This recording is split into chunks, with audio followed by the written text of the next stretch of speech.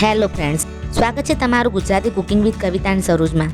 શું તમે અમને કહી શકો છો કે આ રેસીપી કઈ છે? એ પણ ફક્ત 3 ઇન્ગ્રીડિયન્ટ્સથી બનતી આ એક ગુજરાતી રેસીપી છે। તમે ગુજરાતના હશો તો ચોક્કસ તમને આ રેસીપીની ખબર હશે। બહુ જ ઈઝી અને ઝડપથી બની જાય તેવી આ રેસીપી, ખાવામાં પણ બાળકોથી લઈને મોટા દરેકને પસંદ આવે તેવી આ રેસીપી આ તહેવારોમાં જરૂરથી બનાવો। તમારા શરીર માટે પણ બહુ જ હેલ્ધી છે આ રેસીપી। તમે પૂરી રેસીપી જુઓ અને કોમેન્ટમાં કહો કે આ રેસીપીનું નામ શું છે। આપણે આ રેસીપી બનાવવા માટે જોઈશે ફક્ત 3 વસ્તુઓ। ચાલો જોઈએ કે કઈ 3 વસ્તુ છે। આપણે જોઈશે 1 વાટકી ઘી। આપણે એક કઢાઈ કે વાસણ લઈ લઈશું, એમાં 1 વાટકી ઘી નાખીશું। હલકું ગરમ થઈ જાય એટલે એમાં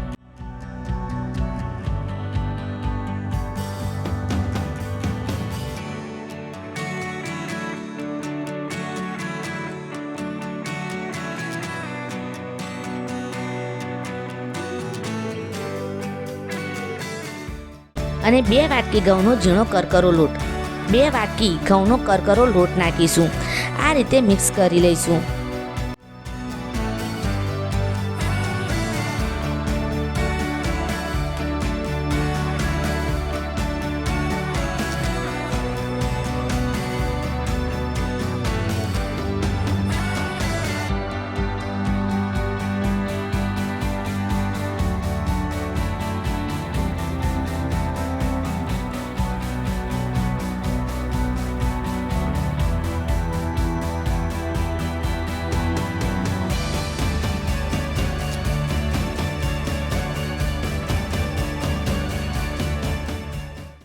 એક વાટકી ગોળ, અહીં મેં દેશી ગોળ લીધો છે।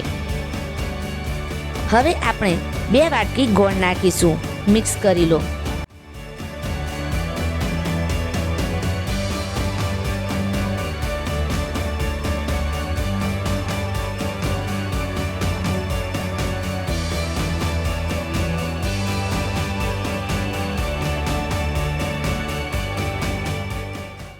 ત્યાં સુધી હલાવો કે જ્યાં સુધી ઘી ઉપર ના દેખાવા લાગે। ગેસની ફ્લેમ ધીમી રાખીશું। આપણું ઘી થોડું ઉપર દેખાવા લાગ્યું છે। થોડી વાર હલાવો અને શેકાવા દો। આને તમારે હલાવતું રહેવું પડશે, નહીં તો નીચે ચોંટવા લાગશે। આપણે બહુ જ વધારે પણ નથી શેકવાનું, કરતાં આ વાનગી બહુ જ કડક થઈ જશે અને તમે ચાવી પણ નહીં શકો। શું તમને હજુ પણ ખબર પડી આ રેસીપીનું નામ?